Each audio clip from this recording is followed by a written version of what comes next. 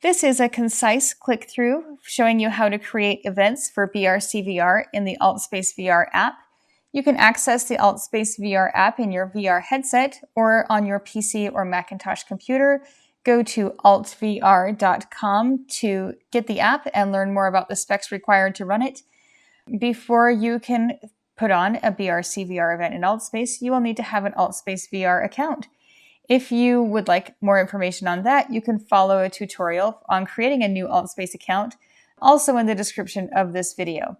Once you have your AltspaceVR account, you're pretty much almost ready to get started with creating an event. You will want to make sure that you have, for example, templates, or if you're building a custom world that you want to upload into Altspace and use that for your event, you need to have that done before you can create the event. So you need to have already uploaded your template or your world. You need to already have some of these things ready to go before you can create your event. Okay, so if you have your login and you've got your templates, then you are ready to talk about BRCvr and what's going on with Virtual Burning Man this year.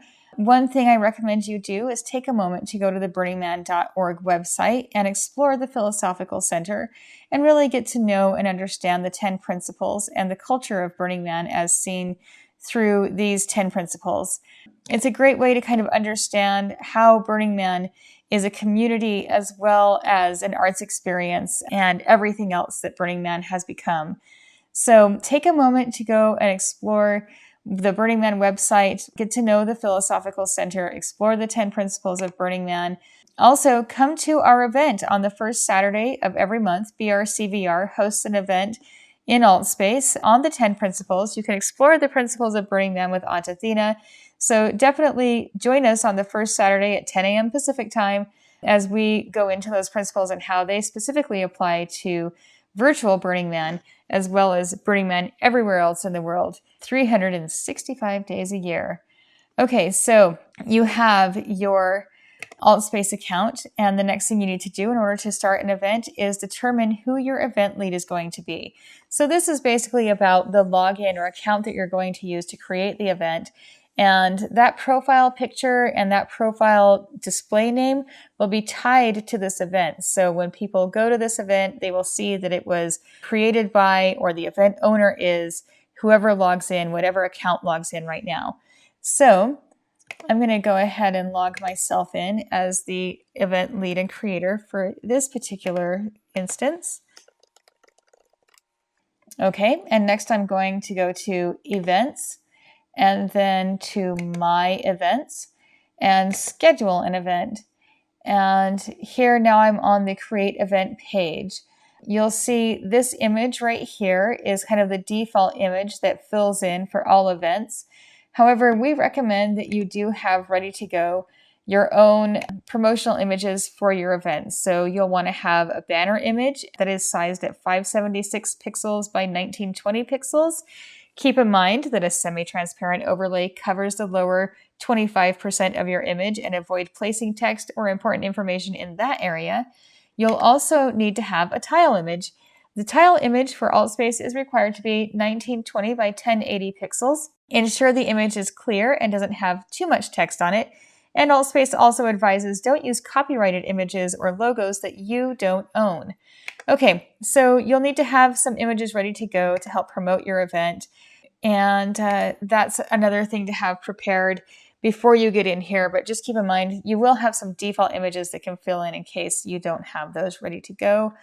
The next thing, let's go check our to-do list. Okay, so we've figured out who's going to log in.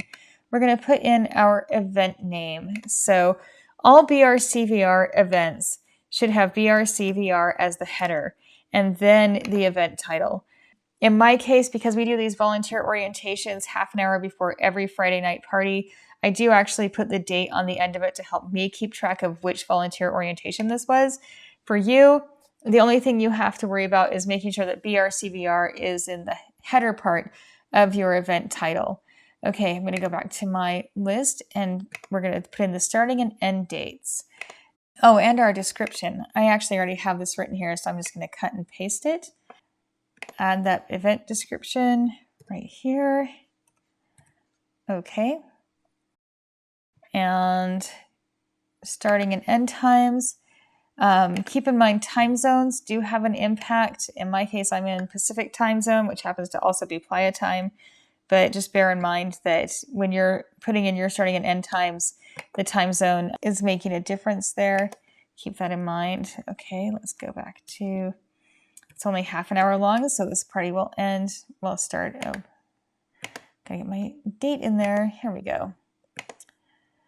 Okay, so I have my starting and end time. That's all covered. Next, we're going to talk about event category. There are a variety of categories to fit your event into. I recommend going back to the Altspace tutorial where they have actually some pretty good information on what these different categories mean. This kind of helps determine where your event will sort in the calendar, but really there's other things that factor into where your event shows up on the calendar. So that's not really the first thing to consider when deciding your category. Really, the best thing here is just to think about what your event is most like. Is it entertainment? Is it performance? Will it be a presentation? And then just select that. In my case, the volunteer orientation, I think, is a meetup, so I'm going to go with that one. Okay, the next thing for us to do is to select a template. I already have the test and training site template, which is a custom template that I have uploaded, and it's ready to go here, so I'm going to select that one. Again, visiting the Altspace tutorial is a great way to kind of explore these other templates and see what they're set up for and what they're about. These are all included with the Altspace app, so you have access to these just for signing up for the app. The custom templates are something you have to upload yourself, or maybe get friends to share with you or something like that. Okay, so let's look at event type. Unlisted events are only accessible to people with the link. So this means if you want to have a private event and you just want a few people to be able to come in, you would keep your event as unlisted. Otherwise, for the volunteer event, I'm going to want this event to be public. So I will go ahead and choose that option. And we are now ready to move on to advanced options. So here's where we're going to put in our images that we already have prepared. And so there's my tile image. Here is our banner image. And next we're going to add hashtags. This helps make our event easier to discover and find. So I'm going to add the hashtag BRCvr. All right. And now we're moving on to default contextual roles. This is something that would be granted to every person who comes into your event. So for example, I will use the contextual role pilot. And this makes it so that everyone who comes to my volunteer event is going to be able to spawn a flight tool or turn on the input feature to fly. And they'll be able to fly around my event. Okay, so there are other default contextual roles, but for now we're just going to stick with that one example. Per room capacity. So this is where you can set the capacity for your event per room at anywhere from 10 to 50 people at this time. Again, keep checking Altspace for updates because some of this can change. But for now, 50 is the highest capacity you can have in one room. Let's say that I have my volunteer event. I do want to have as many people in the same space as possible because it's an orientation and I want them all to get that information at the same time. So I'm going to select 50. And then if I should happen to have 70 people show up to my volunteer orientation, I would have to open a second room. My second room would then have a capacity of 50. So my first room would fill up with 50 people and my second room would flow over up to another 50 people. And I can keep opening rooms or I can even close rooms to accommodate the number of guests that I have in the event. So that's the most I'm going to say about per room capacity right now. But basically right here, you're just saying how much that's going to be. Next, we're going to look at instructions. This is where you want to give your users a message when they first enter the world. So as they spawn into your event or world, this is a window that pops up and gives them instructions. It could be something like, welcome home to BRCvr. But it could also be something like maybe you have an experience where you'd like them to take 2 steps forward and look left, or something like that. So whatever instructions, maybe you have hidden something inside of your world, and this is where you put the first clue, is when they spawn in, there's a message board for them with the first clue. So that's kind of what this is for. It's instructions or information or a greeting that you'd like participants to have as they enter. Okay, continuing on, looking at advanced settings. The next thing here is groups. So I'm going to take this moment to point out I have been using these little green circles with the question marks to kind of mouse over and show you that actually these help you basically walk through the whole event setup process. They tell you what each field is for. In this case, for groups, this is an event setting that's really more for private events. And I'm going to recommend that for more information on this, you should go check out Altspace's own documentation. Groups are a way that you can take usernames, which are different from display names, and assign them to a group. And then that group becomes basically the only group that can access your event. So this is a way to have a private event or a closed event. It's also a way if you were going to have, say, for example, an arts festival, and you have some culinary artists and you have some musicians, and then you also have some illustrators, and you want all of them to come to the same event, but you want them all to go into different breakout rooms. So you could add them by username to different groups, one for the illustrators, one for the culinary artists, one for the dancers. And then as they enter the event, they will be sorted into different rooms, basically putting them in their breakout rooms right away. So if you wanted to have an event that had breakout rooms, however you would want to sort that, if you have their usernames, you could set that up this way. But for today's click through, we're not going to go too deep into that except to say refer to the Altspace documentation. It is truly the most radically self-reliant to get the most current information way that you can go. Also, in this case, I'm having this event. It's open to the public. I'm not going to use groups for this particular volunteer event. I'm just leaving it open to the public. So, okay. Enough about groups. Let's move on to Tagline. This is where if you have a little more information, this is just like a subtitle basically for your event. And the next field here is source world. In this case, I am not going to select a source world. However, you as an artist or a modeler or a camp, you may have a source world that you want to use as the template for your event. And that's great. So here, you would select your source world so that it populates this field. And then you would still need to make sure that you have selected a template. It's just required to have a template in there as well. And in this case, we basically say, go ahead and use the Cool Sky template. It's kind of a blank template, and really it's just helping you fulfill that requirement. But for me, for my volunteer event, for this example, I'm just going to stick with the template I have here. And I'm not going to switch out and use a world. But this is where for you, if you have a world, it's already uploaded, obviously, before you get to this point, and now you can select it, but you still need to add a template. Okay, and let's look at these last steps here. So if you have a YouTube channel, you can put your YouTube feed as part of what happens on your events page. If you have a Twitter handle, you can also add that here. Just make sure you use the @ sign ahead of your handle. So in our case, it would be @BRCvr. And now our Twitter feed will show up on the event page as well. So these last fields here, public events are included in various feeds and search results by default. If your event is public and you don't want it to show up in popular events and you don't want it to be in search results, you can select exclude here. You can also choose to skip channel notifications. So you can set up a channel, and anytime you schedule an event, that event will go into your channel. People can subscribe to your channel, and then they receive notifications if they like when you have a new event scheduled. So because I'm using this as a test event, and also because I'm going to save this as a draft, I'm going to go ahead and in this case, I'm going to say, yeah, exclude it from the search, and let's not notify my channel this time because I'm creating an example. So in other words, I don't want them to put this on their calendar just yet. This is a draft event for now. Okay, so we've filled in all of these fields. I do like to save it as a draft first and kind of keep it out of the public eye just so I can review it once, make sure everything works the way I want it to, make sure my tile and banner images look the right way, the way I expect them to.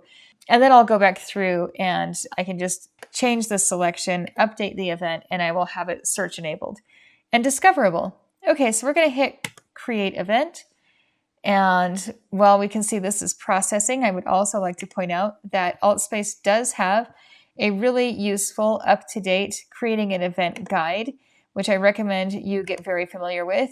This little introduction for you is here as something that's kind of brief and concise and takes you through all the fields and really gets you going. But To understand what SDKs or MREs are, you can find those definitions here.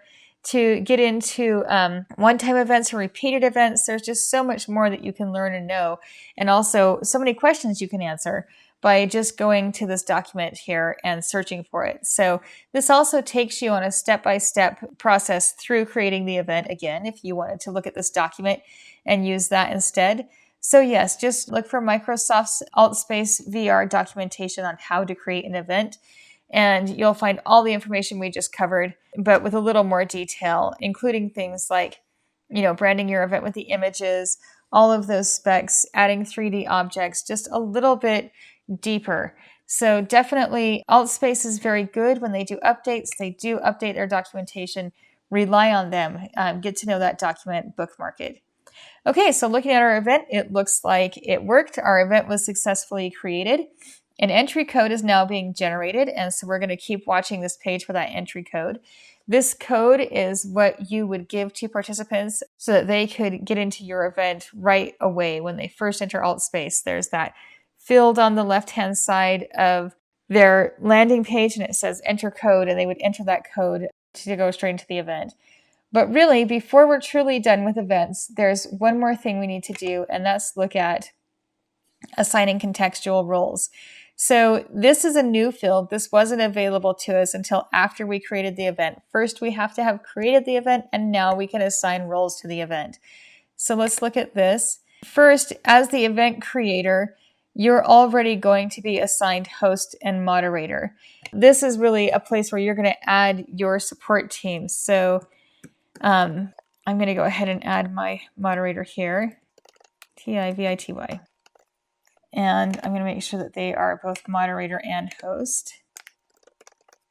Okay. And then for myself, because I want to be able to spawn things into the world, I'm going to add myself as the contextual role of terraformer. Okay. So I'm not going to get too much more into contextual roles except to say that you do have to go back in and edit the event after it's created and add those roles for your team so they have that access. Again, looking at this event guide is a great way to understand what contextual roles are. Really briefly, just to kind of give you some sense, when I assign the role of host to someone, it gives them access to host tools, a different menu, and this allows them to do things like mute everyone at the event, message all of the guests and presenters and everyone at the event. They can also amplify my voice, which means that now everyone inside of the event can hear me and what I'm saying, so I can make an announcement. And it also gives those persons access to the host panel where they can see who's on the guest list, see who's in attendance. They can see whose mic is open and mute them on a person-to-person basis. They can turn on the participation feature so people can raise their hands. They can redistribute rooms.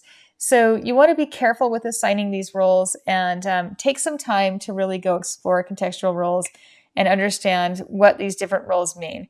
But okay, needless to say, a lot of good information can be found in the AltspaceVR documentation on creating events and hosting events. Contextual roles are important to understand, and a lot more information about that can be found, again, by going to the Altspace documentation. Also, draft events and maybe don't make them public yet, and then go into your event and explore it and assign yourself these roles and kind of really get to know what these things are about. Okay, so let's check back in on our checklist because we have done a lot of things. Yes, we hit the category. We did the tile and banner images. We've determined our template and we didn't use a world or change the skybox. We've got default contextual roles where everyone who attends the event can be a pilot and fly. In this case, it is a public event because I want it to be open to the public and everyone who wants to come learn about volunteering. It will be made discoverable once I'm sure I'm ready to take it out of draft mode. And then create event or update to save. We did that. And now we've talked really briefly about contextual roles, which are based on usernames. So let me just make a quick note to emphasize that there's a display name and a username. The username is in parentheses, and that's the one that you need to assign contextual roles or add a guest to a group or any of those kinds of permission-based things. You need the username, and that's the one that they have in parentheses. Okay, and with that, now I have contextual roles, and that will show up when I go into events in my events and click on any event, the contextual roles that I have show up here under Roles Tools, and that's true for any user in Altspace. If they have a contextual role with an event, it will be displayed here on the event page. And you'll notice you can also remove your roles. So you can say, I elect not to have that role. I don't want to do that. And if that's something that happens to you in your events, maybe one of your volunteers or team members clicks that, not understanding what it does, I mean, just keep in mind that's an option. They could remove the role that you assigned them. So, just keep in mind that can happen. And let's look here. This is where, because I added our Twitter handle, therefore the BRCvr Twitter stream is showing here on the event page, on the landing page. Okay, and now at this point too, you can see I have an event code. So this is the code that I can use when you go to the landing page of Altspace and look to your left. There's a little box that says enter code, and this is the code you would put in there.